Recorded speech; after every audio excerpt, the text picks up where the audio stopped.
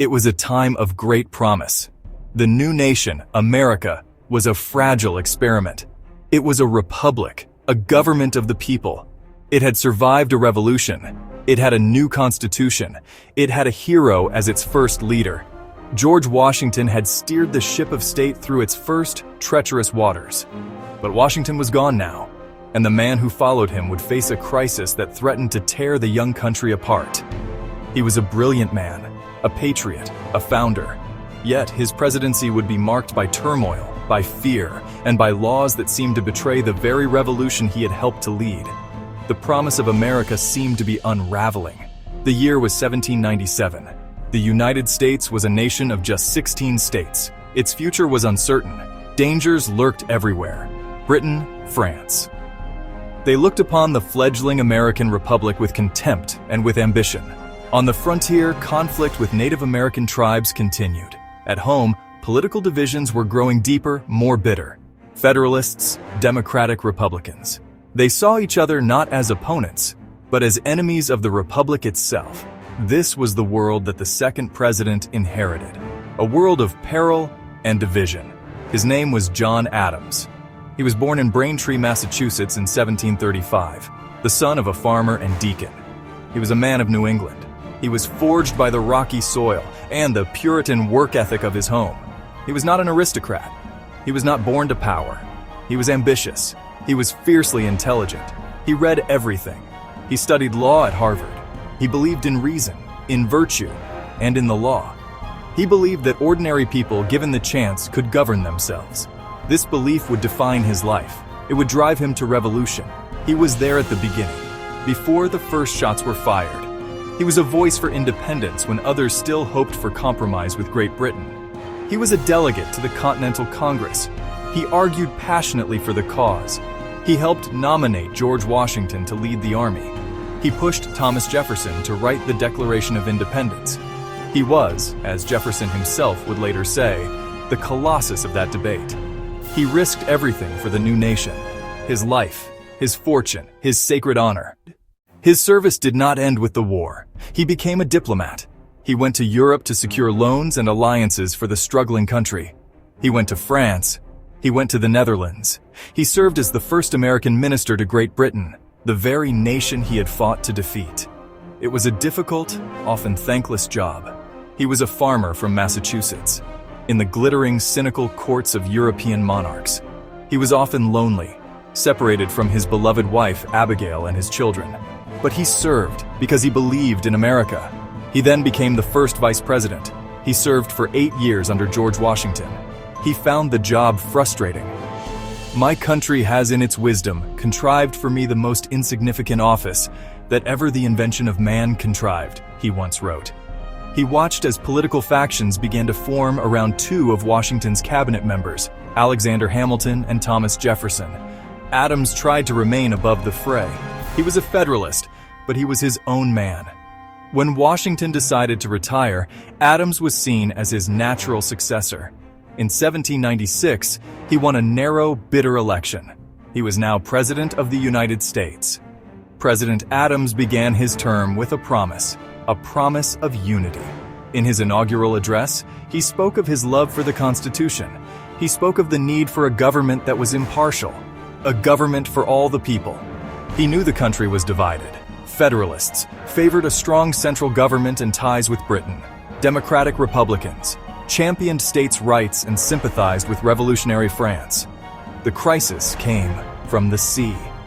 France was in the midst of a violent revolution and was angry about an American treaty with Great Britain. It saw the United States as a weak, ungrateful former ally. French warships began seizing American merchant ships on the high seas. They captured hundreds of vessels. They impressed sailors. They stole cargo. It was an act of undeclared war. Americans were outraged. Cries for war echoed across the country. Pressure on President Adams was immense. The storm was gathering. Adams did not want war. He knew the nation was not prepared. The army was small. The navy was virtually non-existent. A war with France could be disastrous. It could mean the end of the American experiment. So he chose diplomacy. He sent 3 envoys to Paris. He hoped to reason with the French government. It was a sensible move. It was a responsible move. but it would lead to a major scandal.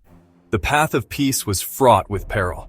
The American diplomats arrived in Paris. They expected respect. They were not respected. They were met by 3 secret agents of Talleyrand. These agents were later identified as X, Y, and Z, and they made a shocking demand. They said negotiations required a massive bribe first. They demanded a large loan to the French government. It was extortion, a deep insult to American honor. The envoys refused. No, not a sixpence, one declared. News of the XYZ affair exploded in America. Anti-French sentiments swept the country. Millions for defense, but not 1 cent for tribute, became a rallying cry. Federalists led by Hamilton clamored for war. They saw a chance to crush Democratic Republicans. Adams became a popular hero. He was praised for standing firm, but he was trapped. He had avoided immediate war. Now he was riding a tiger of public outrage. In the fever of the XYZ affair, the Federalist-controlled Congress saw an opportunity. They saw a chance to silence their critics and to consolidate their power. In the summer of 1798, they passed a series of 4 laws. These laws would become the most controversial legislation of the era. They were known as the Alien Acts and the Sedition Act. The Federalists claimed they were necessary for national security. They said these acts were needed to protect the country from foreign spies and domestic traitors during the undeclared quasi-war with France. But honestly, their true purpose was political. They were designed to cripple the Democratic-Republican Party. The Alien Acts targeted immigrants. Many recent immigrants tended to support Jefferson's party, especially from Ireland and from France. The new laws made it harder for them to become citizens, extending the residency requirement from 5 to 14 years. They also gave the president the power to deport any non-citizen deemed dangerous to the peace and safety of the United States without a trial. It was a frightening amount of power to place in the hands of one man, a weapon aimed directly at the opposition's political base. The promise of America as a haven for the oppressed seemed to be forgotten. The Sedition Act was even more alarming. This law made it a crime to write, to print, to utter, or to publish any false, scandalous, and malicious writing against the government, the Congress, or the president. In effect, it criminalized criticism of the party in power. It was a direct assault on the freedom of speech and the freedom of the press, rights guaranteed by the First Amendment. The law was vague, it was subjective, and it was enforced with partisan zeal. The government now had the power to jail its critics. John Adams signed these bills into law. It would become the single greatest stain on his presidency. He was a man of the law, a man who had fought for liberty. Why did he do it? He was caught up in the war hysteria. He was under immense pressure from the hardline Federalists in his own party. He believed the nation was in grave danger. He saw the Democratic-Republican press as a genuine threat, spreading lies and undermining the war effort. He convinced himself these measures were a temporary necessity, a necessary evil to save the Republic. It was, in the end, a terrible miscalculation. In a moment of profound courage, Adams broke with his own party. New signals were coming from France. The radical phase of the French Revolution was over. Napoleon Bonaparte was now in power. Talleyrand, the same minister who had demanded a bribe, was now signaling that he was ready to negotiate in good faith. He was ready to receive a new American mission with the respect it deserved. Adams saw an opening for peace. He knew it was his duty to take it, even if it meant political suicide. He decided to send a new peace delegation to Paris. The decision caused a political firestorm.